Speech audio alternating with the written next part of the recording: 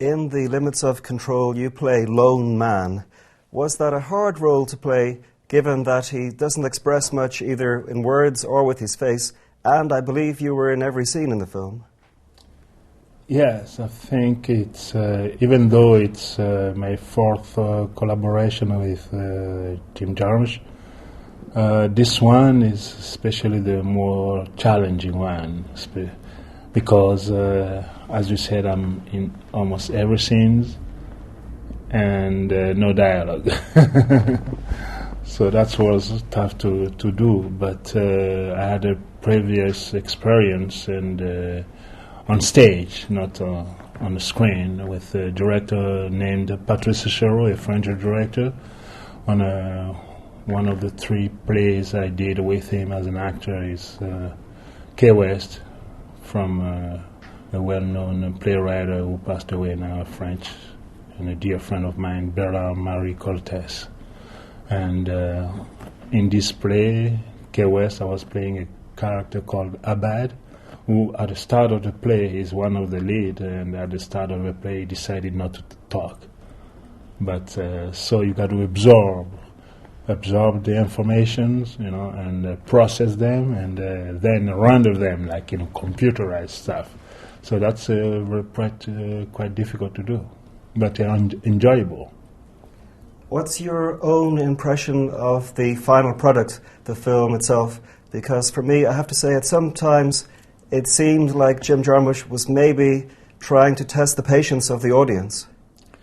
I think it's that also, yes, for sure, but it's also about, I would tell you that I was really surprised in a good sense and very satisfied with the movie, because it's more than I was expected, when I saw the final result. Of course, it tests the limits of our own control, or the limits of people who try to control us. So, therefore, both explanations are quite right, and I'm ready to take them in. In the film, your character always orders 2 coffees in separate cups. I believe that's your own habit. And why do you do that? Yes, it came from my personal experience as I was in my early years living in Paris. I used to work as a waiter in a restaurant, and I noticed that I love coffee. And I noticed that when I make 1 espresso, the first half of the water dripping is very strong than the second half. So therefore, when people ask for a double espresso, you don't have the same amount of caffeine than when you ask for 2 singles. So after a while, when I was going as a customer in the restaurant myself, since I love espresso, so I asked for 2 singles instead of a double, and the people were really kind of awkward with me and suspicious. But once I explained it to Jimmy, he loved that, and he gave that to the crowd. You've worked several times with Jim Jarmusch. I believe you've known each other for 25 years or something like that. What kind of relationship have you got, and how does he differ from other film directors? First of all, I think Jim is one of the sweetest guy, but a guy who is really also subtle in his humor, in his direction, because he makes you believe that everything is coming from you, whereas most of the things are really sketched before. And working with Jim, I'm kind of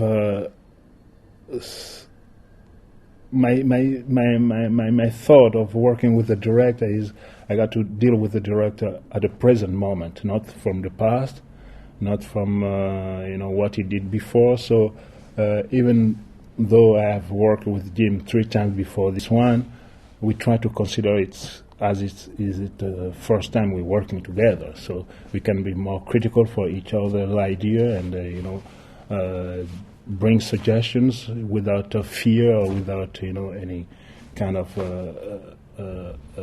catharsis. I've been reading that you have a master's degree in mathematics. How did you go from maths to movies?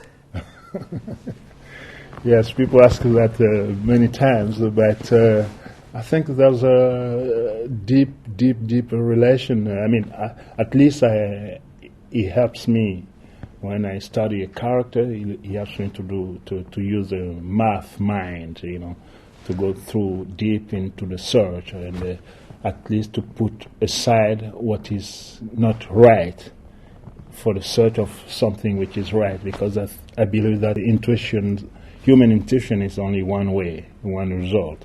As the math, you only have one solution. You may have different ways to get to the solution, but when you get to the solution, it's only one. So to me, to try to recover the human intuition, because this is what I believe acting is. No matter the techniques you can have, but you got to get to the reality and the instinct. And using the math mind helps me dig deep inside, and at least to put aside what is not right, because I believe that any gesture, any motion of a human being is sustained, but by a deep thought which is unique. So trying to find that, the math helps me a lot. How did you find the transition from working in French cinema to American movies like Casino Royale? It was not easy. I moved from Paris in end of '96, beginning of 1997 to New York.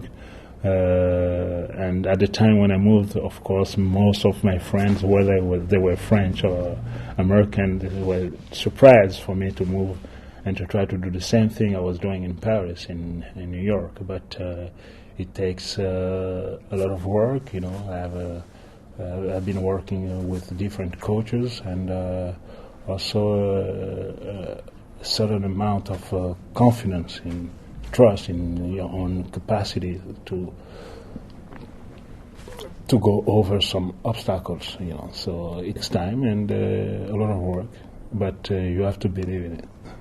Part of Casino Royale was made in Prague. Yeah. Tell us about the time you spent in Prague and how that was.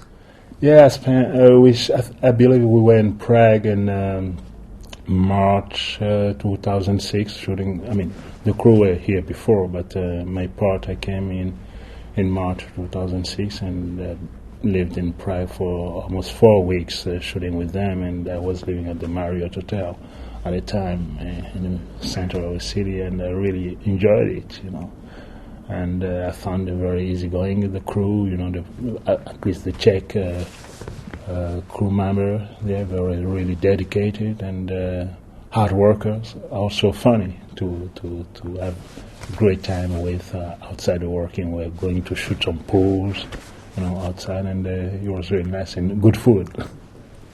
Finally, what's next for you? What have you got on the go? In a week, I have to go to Central Africa to do a movie with a director called Lavinia Curry.